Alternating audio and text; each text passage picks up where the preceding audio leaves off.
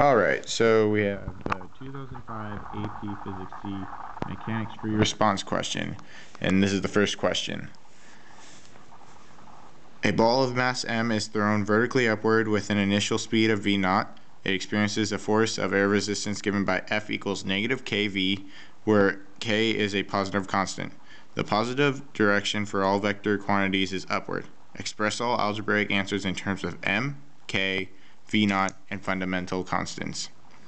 Part A asks, does the magnitude of the acceleration of the ball increase, decrease, or remain the same as the ball moves upward? Alright, so let's start out the problem. Part A. We have increase, decrease, and same. Oh, there we go. So you can see them all. The best way to start this out is to make a free body diagram with your plain old box.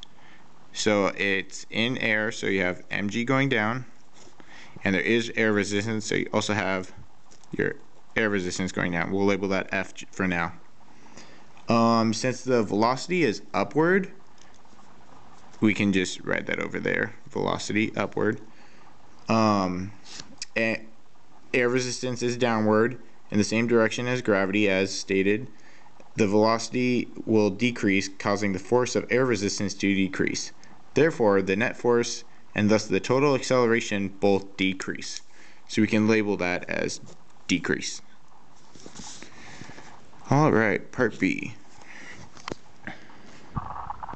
Write, but do not solve a differential equation for the instantaneous speed v of the ball in terms of time t as the ball moves downward. Alright, so in order to say or solve it in terms of t, we have to first realize that your acceleration, going back to your calculus, is just a derivative of your velocity with respect to time. And from there, we can go to your sum of your forces equals ma. Sum of your forces on the free body diagram here are going to be, you have both air resistance going down and your mg going down. So it's going to be, one second.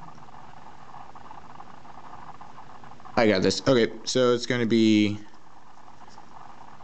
negative mg minus kv, because your force of air resistance equals kv. And then you're gonna, since F equals ma, you're just gonna plug that in, and your A also equals that right there. So let's plug that in. You have m and then dv over dt equals negative mg minus kv. And then we can just leave it as that because it says do not solve. So there is your final answer. That's in terms of time. You got your acceleration right there. And yeah, alright, part C. Determine the terminal speed of the ball as it moves downward. Alright, so for part C, we can recognize that at terminal velocity, that means there's no more acceleration because the velocity is at a max. So we can say F equals ma, A equals 0, so F, your sum of your F equals 0. So we'll remember that for now. We'll look back to the free body diagram and we'll look at the forces on it. And the only difference is now your kV is going to be positive because air resistance and gravity are now in opposite directions. So we have F equals negative mg plus kv. And then since f equals 0, 0 equals negative mg plus kv, and we're solving for terminal velocity, so might as well put a sub t in there to let everyone know that it's a terminal velocity, and bring over the mg, divide by k, so your terminal velocity is going to equal mg over k. Pretty simple. Part D. Probably should get this camera angled correctly once in a while. Probably want to see the work. There's all the work. Okay. Part D. Does it take longer for the ball to rise to its maximum height or to fall from its maximum height back to the height from which it was thrown? Okay, we have longer to rise and longer to fall. There we go. It's kind of hard to hold a camera while writing, but you get the point. So we know that the average acceleration as the item moves upward is going to be greater than the average acceleration right here as it moves downward. So if there's a greater acceleration to move upward, that means the velocity is going to be faster than downward, and in that case that's going to make it take more time for the ball to fall than to rise.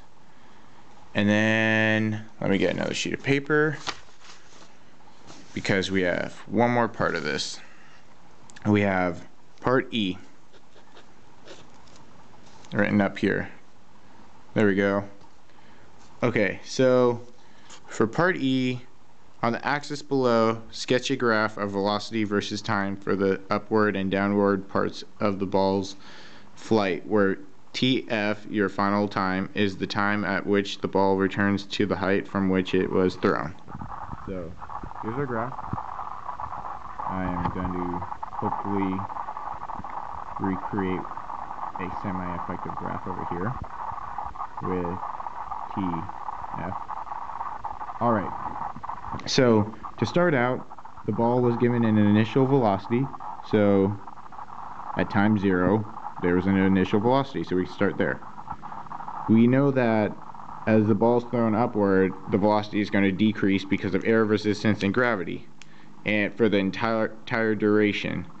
So we know that it's going to be concave upward like that and decreasing. And you know that the final, or the terminal velocity, is what it finishes at, because when it's at terminal velocity it can't get any faster.